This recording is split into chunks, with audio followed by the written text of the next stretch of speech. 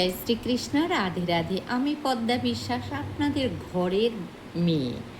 তো আবার আজ এসেছি একটা কথা নিয়ে।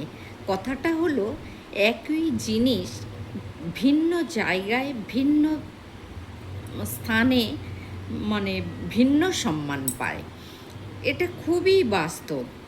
তো দেখুন, স্থান, কাল আর পাত্রের পরিবর্তনে একই জিনিসের মূল্য বা সম্মান সম্পূর্ণ বদলে যায়।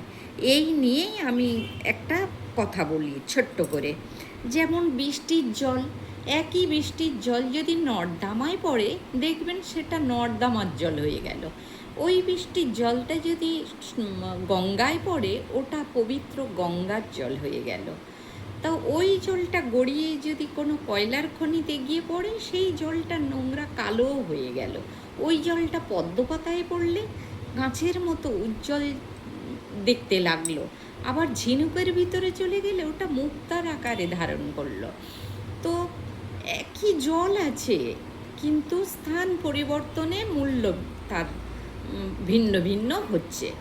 তেমনি দেখুন যে ধরুন হীরা, একটি মূল্যবান হীরা যদি কোনো কয়লার খনিতে পড়ে থাকে, তবে সাধারণ মানুষের চোখে তা পাথর ছাড়া আর কিছুই নয়। কিন্তু সেই একই হীরা যখন কোনো জহরতখানায় পৌঁছায়, তার মূল্য অনেক বৃদ্ধি পায়। বা রাজার রাজমুকুটে স্থান পায়, তখন তার সম্মান ও মূল্য কোটি টাকা ছাড়িয়ে যায়। আমাদের সমাজেও অনেক সময় দেখা যায়, একজন অত্যন্ত গুণী ও দক্ষ মানুষ ভুল জায়গায় থাকার কারণে হয়তো যোগ্য সম্মান পাচ্ছেন না, কিন্তু যখনই তিনি তার উপযুক্ত পরিবেশ বা সঠিক মানুষের সান্নিধ্যে আসেন, তখন চারদিক থেকে তার প্রশংসা ও সম্মান উপচে পড়ে। আসলে একটা কথা আছে না, স্থান অনুযায়ী মান পাওয়া যায়। এটা রিয়েলি ট্রুথ। অনেক সময় কোনো জিনিস বা মানুষের নিজস্ব কোনো দোষ থাকে না, শুধু ভুল জায়গায় থাকার কারণে তার প্রাপ্য সম্মানটুকু সে পায় না।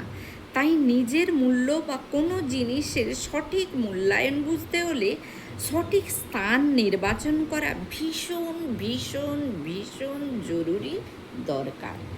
আজ আছে আমার কাঁকড়ার ঝাল, একদম মাখা মাখা কষা কষা, আর আছে সিদ্ধ মসুর ডাল আলু, আর আছে রাইস, লেবু লঙ্কা নিতে ভুলেই গেছি, আর আছে কলমি শাক ভাজা, মাছের মাথা দিয়ে পুঁই শাক, আছে চাটনি আর একটা সন্দেশ। এটা সুগার ফ্রি আমার হাজব্যান্ডের জন্য, তাই আমরাও সকলে খাচ্ছি। রাধে রাধে, ভালো থাকবেন। আর শেষে আমার পিতামাতা গুরুজনদের চরণে শ্রদ্ধা সম্মান জানালাম, ছোট্টদের আদর ও ভালোবাসা, বন্ধুদেরও শ্রদ্ধা সম্মান জানালাম। এটাই আমার রীতি রেওয়াজ, তাই সকলের কাছে এটা পৌঁছে দিলাম। রাখলাম, ভালো থাকবেন আপনারা।